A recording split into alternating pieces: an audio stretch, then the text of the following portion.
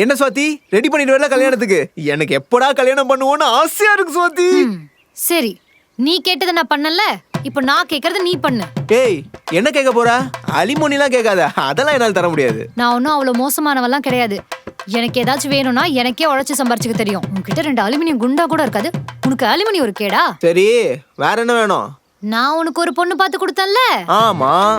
இப்போ நீ எனக்கு ஒரு மாப்பிள்ளை பார்த்து கொடு. இல்லையா சுவாதி, விளையாடாதீ. எது? நான் விளையாடுறேனா? நான் ரொம்ப சீரியஸா இருக்கேன். ஏன், எனக்குலாம் லவ் பண்ணணும்னு ஆசை இருக்காதா? ஏய், உனக்கு தான் ரொமான்ஸே வராதடி.